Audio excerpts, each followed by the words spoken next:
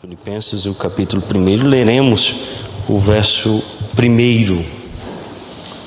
Paulo e Timóteo, servos de Cristo Jesus, a todos os santos em Cristo Jesus, inclusive bispos e diáconos que vivem em Filipos.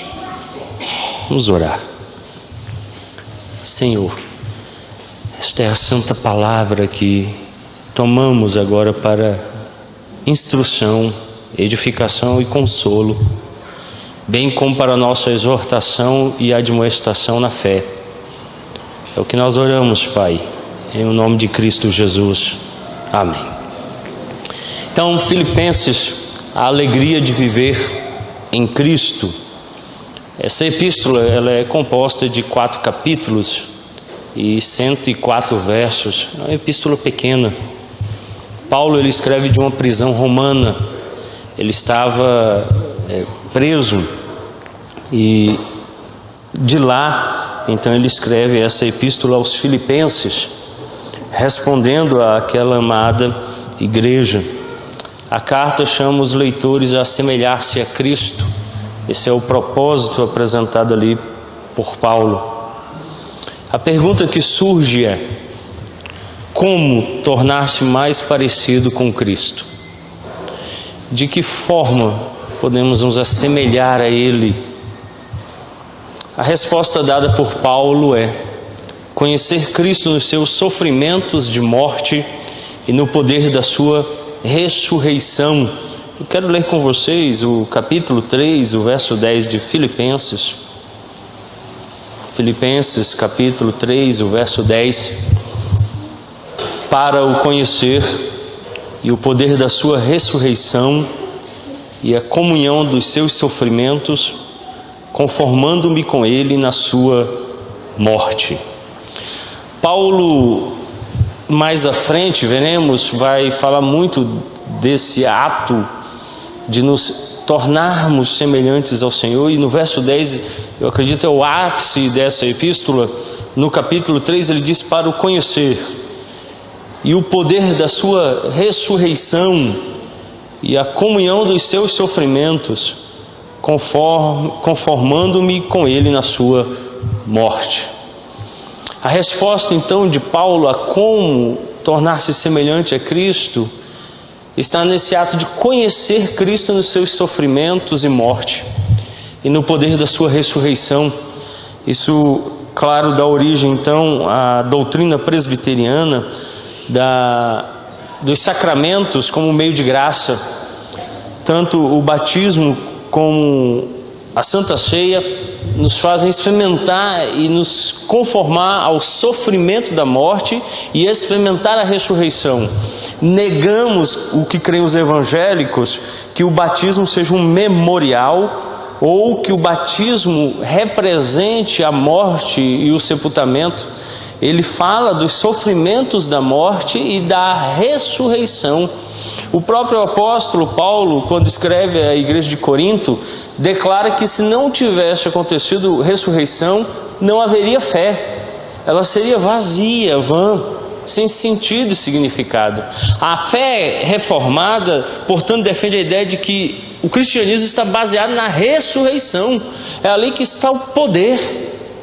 Tendo Cristo sofrido, por isso remiu os pecados, ele depois vence os pecados ressuscitando.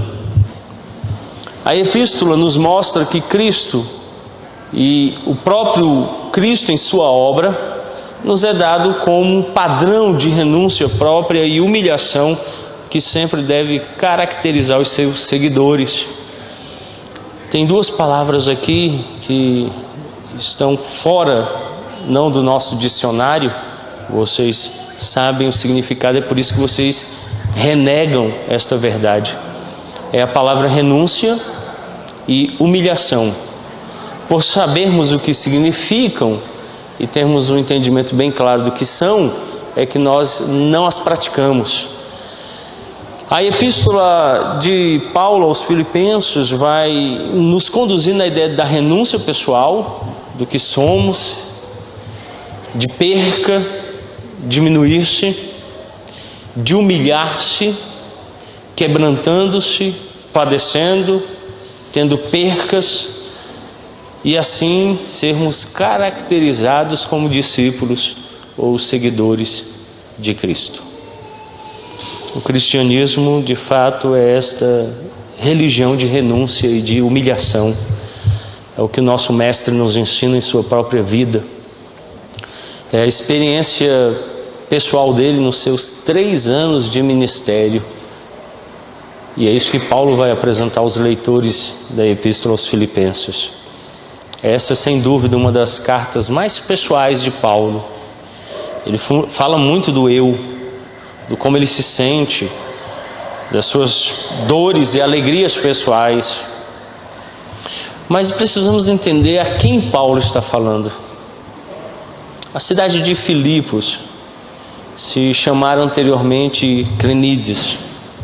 Posteriormente o seu nome foi mudado devido a Filipe, o rei da Macedônia. Então Filipe toma Crenides e a transforma então em Filipos. A epístola ela foi escrita entre o ano 61 e 63 depois de Cristo.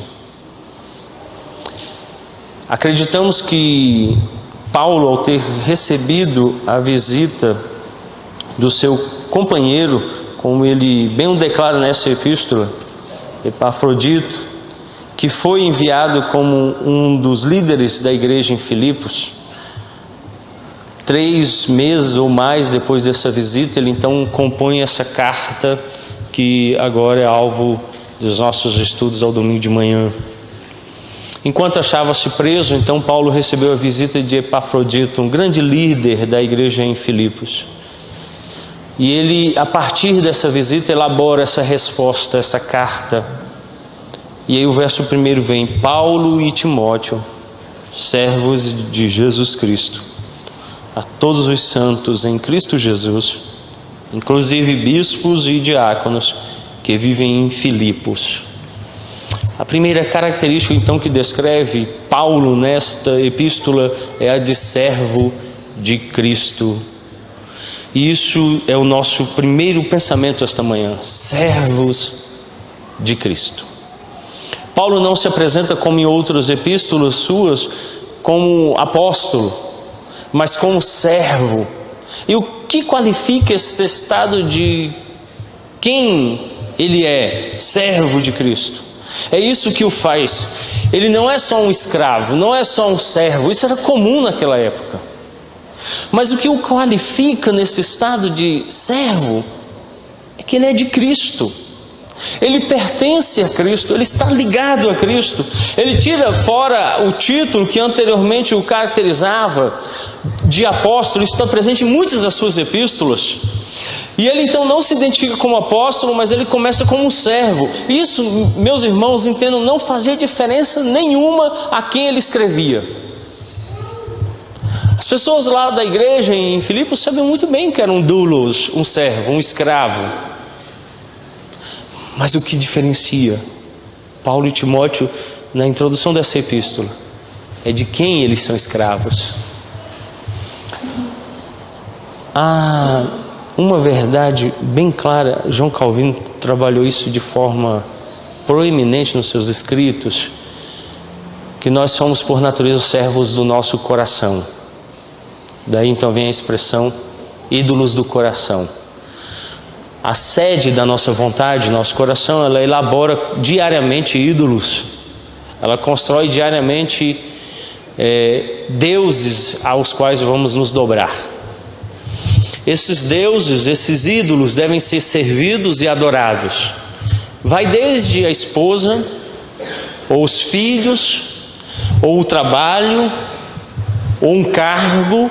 Alguma coisa se torna tão proeminente na sua vida, tão essencial à sua existência, ou a quem você é, ou o que caracteriza quem você é, que você faz daquilo um Deus.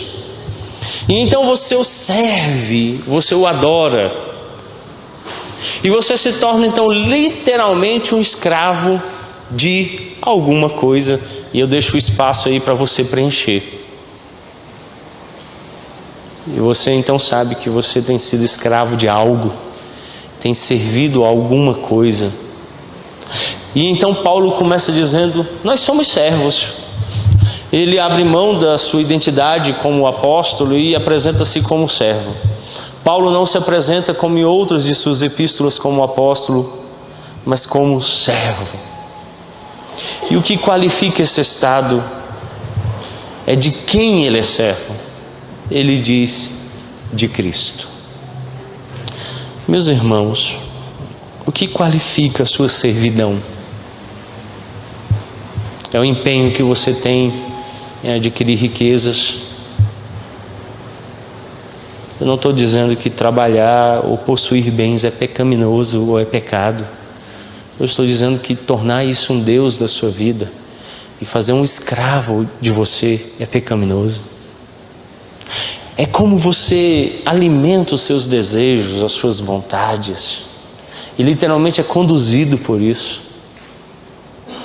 Paulo diz: eu sou um escravo, mas eu sou escravo de Jesus.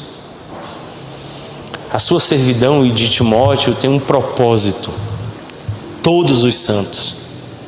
E esses santos também são qualificados em Cristo. Olha o que diz o verso 1: Paulo e Timóteo, servos de Cristo Jesus, a todos os santos em Cristo Jesus, inclusive bispos e diáconos que vivem em Filipos. Próximo domingo nós vamos tratar sobre os bispos e diáconos. É um outro erro do evangelicalismo, principalmente no sistema batista, onde os presbíteros estão inexistentes e os diáconos assumem a posição de presbiterato. É preciso restaurar o princípio bíblico do Novo Testamento e do Antigo Testamento, do governo por presbíteros, o sistema presbiteriano e a função original dos diáconos. No próximo domingo, então, nós vamos analisar o que Paulo fala quando ele diz inclusive bispos e diáconos. Aqui nós podemos ler pastores ou presbíteros e os diáconos. Qual era a função deles na igreja, como Paulo então os entendia e qual era a percepção paulina acerca deste grupo. Mas eles estão ligados aos santos, eles não são diferentes, não há hierarquia. Presbíteros são presbíteros, diáconos, eles são iguais e são iguais aos santos. O que os diferencia é o ofício, o exercício do ofício. Claro, tanto presbíteros como diáconos têm distinção, como os santos terão distinção quando exercitam os dons espirituais, aquilo que Deus lhes concede na liderança da igreja. Mas atenhamos-nos hoje pela manhã no fato de que Paulo e Timóteo são servos de Cristo, isso aos santos. A servidão deles então tem um propósito: todos os santos. Nós não somos escravos de Cristo para simplesmente fazer propaganda por aí, para ter um status como hoje na sociedade tem quem se diz gospel ou evangélico. O propósito único e exclusivo é de servirmos a igreja, servirmos aos santos, e todos eles. Quando nós somos então chamados para sermos escravos de Jesus, nos libertando dos ídolos do coração, dos deuses estranhos, e nos prendemos ao Messias Jesus, o fazemos com o propósito de agora servirmos a igreja. Portanto, ao me tornar servo de Jesus, eu automaticamente me torno servo da igreja. Ao ser ligado àquele que é meu Senhor, automaticamente adquiro muitos senhores a quem devo servir em Cristo. Então ele diz assim: a todos os santos em Cristo. Esses santos precisam estar postos em Cristo. É claro, a expressão santo, ela não nos deve ser estranha, como é estranha aos evangélicos que negam a unidade dos crentes, quando dizem ser estranho falar sobre São Paulo, São Mateus ou São Judas, ou São Fernando, ou São Mateus, São Tiago, São Agel, São Silvano. Todos nós somos santos, porque fomos separados em Cristo, não porque, como no catolicismo romano, sejamos alvo de culto ou adoração, mas porque fomos separados para Deus. É por isso que Paulo diz aos santos, aqueles que são separados e então agora fazem parte da igreja invisível e visível. É a esses que devemos então nos dirigir como santos, separados, mas separados não em si mesmos, não pela sua obra pessoal, não pelo que são ou fazem, mas em Cristo. Meu irmão, eu me torno escravo de Jesus, não no meu coração. Nós vimos isso aqui anteriormente. Tola aquela expressão, confia no seu coração, segue o seu coração.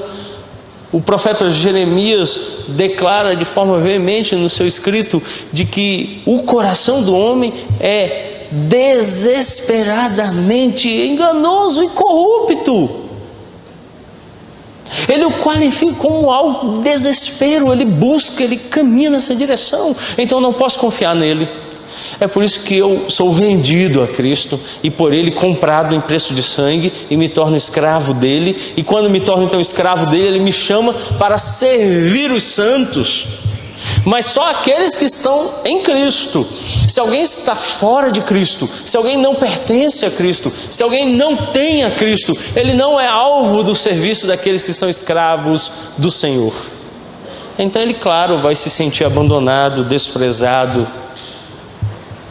Mas aqueles que estão em Cristo são servidos pelo próprio Cristo, naqueles que Ele chama para si e os designa. Olha que obra maravilhosa. Ser chamado em Cristo, para servir aos nossos irmãos em Cristo. Cristo, de fato, é o alvo de tudo, para todos. Quando eu sou chamado, sou nele. Quando eu chamo outros, eu chamo nele. Quem se santifica é em Cristo, e aqueles a quem servimos o fazemos em Cristo, para a honra de Cristo. Como é maravilhoso entendermos esta verdade. Além de tirar a atenção de si e de Timóteo, Paulo dirige os filipenses a olhar para Cristo e desviar seu olhar de Roma. Infelizmente o nosso tempo é muito curto.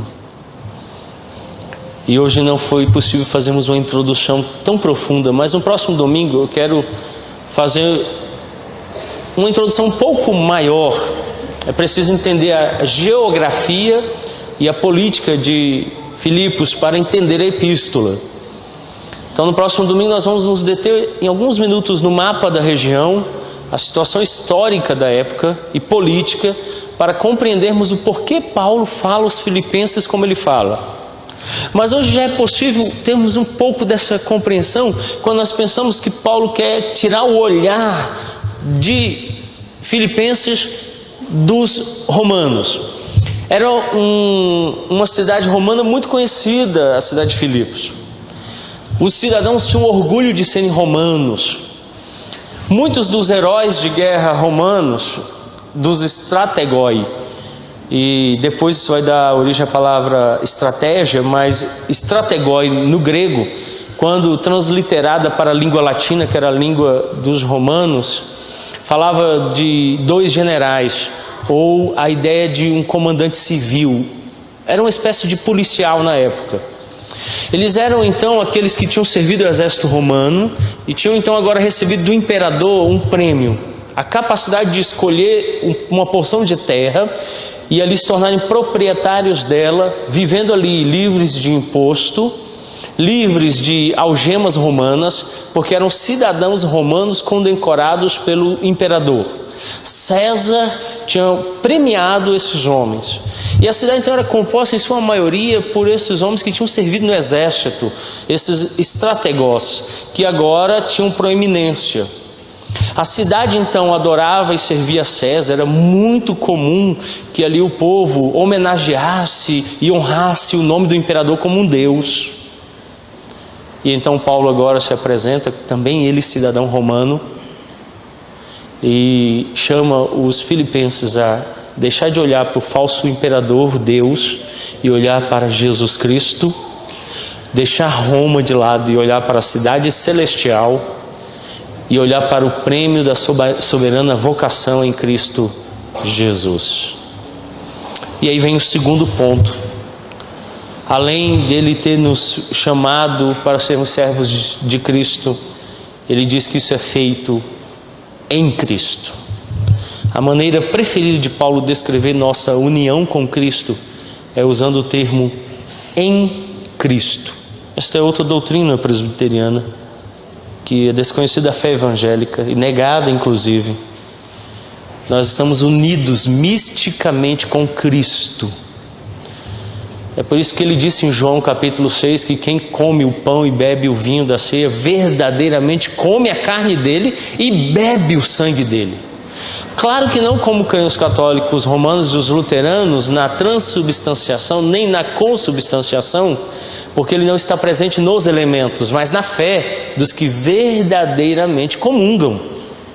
Quando nós vamos à mesa do Senhor, realmente tomamos do próprio Cristo em si. Ele mesmo nos é dado. Essa é a união mística dos crentes com Ele. Como cremos também que no santo batismo, não pela quantidade de água, nem pela forma como ele é administrado, porque o autor aos Hebreus diz que isso é quirela, conversa de corredor de igreja, mas o que cremos é que o essencial do batismo é a fé daqueles que comungam em Cristo, que estão ligados a Ele, que já o receberam, que já foram regenerados pelo Espírito, já têm o Espírito Santo em si, têm o selo da santa promessa do Espírito, e então definitivamente naquele dia, em profissão pública de fé, apontam essa realidade já existente, já estão ligados, já estão unidos em Cristo. É por isso que diferenciamos entre a igreja invisível e a igreja visível. Todos os que estão chamados pelo exercício da palavra e o poder do Espírito já são de Cristo, são a igreja invisível. E por terem sido chamados pelo Espírito na palavra a Cristo, foram regenerados, vivificados, e então são ligados à igreja visível. Não é a igreja visível que os faz ser de Cristo, é Cristo que os faz ser da igreja visível. Por isso ninguém pode ser verdadeiramente da igreja se não for de Cristo. É em Cristo que somos feitos escravos, é em Cristo que somos chamados a servir os santos, aqueles que pertencem à igreja. Esse termo em Cristo Jesus ocorre 10 vezes nessa epístola, 9 vezes com a expressão semelhante, no Senhor. Ora Paulo fala em Cristo, ora Paulo fala no Senhor. As duas expressões então vão permear toda a epístola. Em 104 versos, 10 vezes Paulo fala que estamos em Cristo e 9 vezes ele diz que estamos no Senhor. Ele, portanto, se refere a essa doutrina de que fomos ligados misticamente ao Senhor, pertencemos a Ele, não há como sermos arrancados da mão dEle, e, portanto, servos e escravos adquiridos por um preço que jamais poderá ser pago. O preço de sangue, o preço da redenção eterna. Ninguém pode pagar este preço. Vocês outrora pertenceram ao diabo, que a Bíblia diz que era o vosso pai.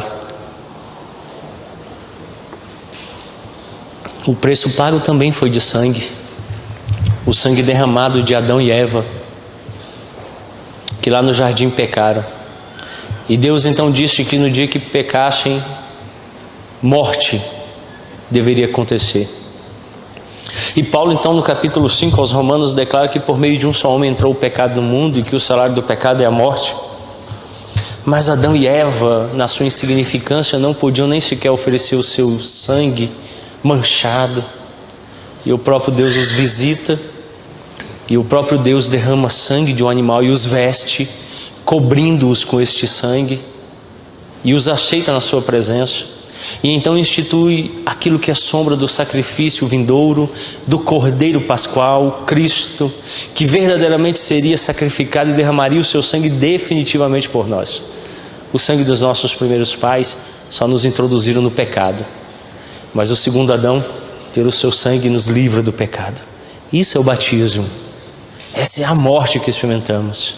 Essa é a ressurreição que gozamos. Cristo por nós, Cristo em nós.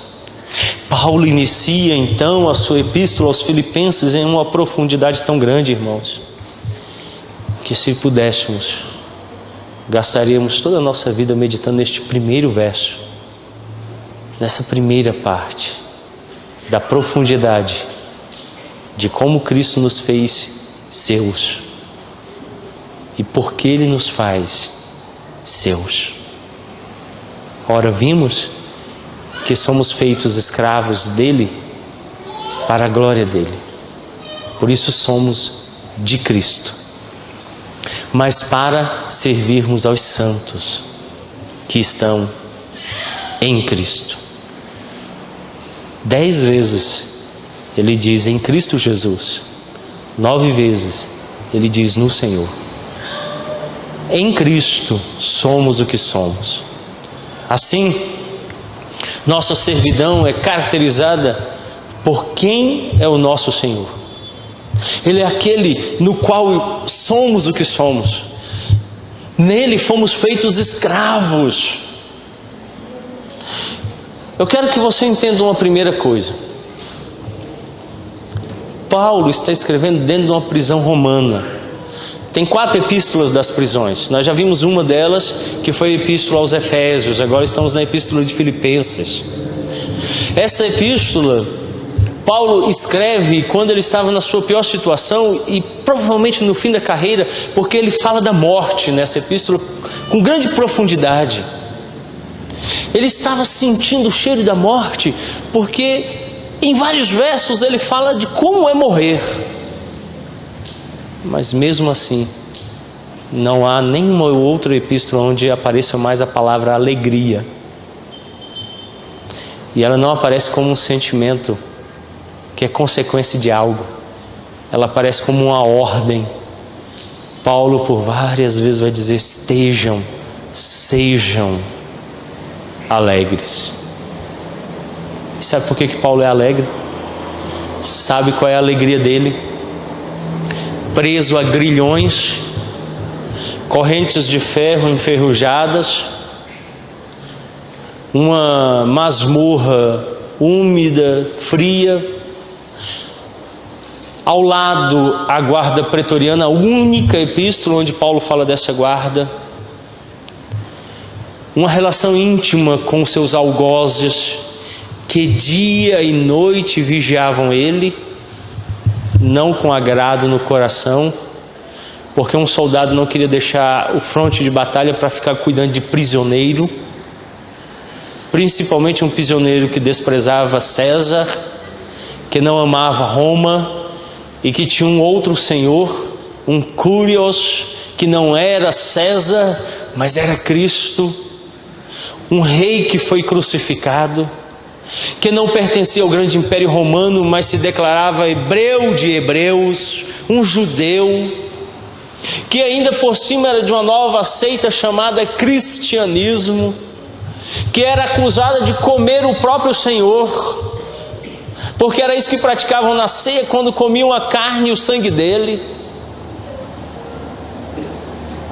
que eram acusados de praticarem relação sexual entre familiares, porque chamavam uns aos outros de irmãos e irmãs, e os romanos não entenderam, nem os gregos, e acusavam então os cristãos de que mantinham relação sexual entre parentes, por não compreenderem o que era a família de Deus. Tantas vezes Paulo foi perseguido à quase morte, e agora na masmorra ele escreve e diz assim: irmãos, sejam alegres, sejam felizes. Por que Paulo é feliz?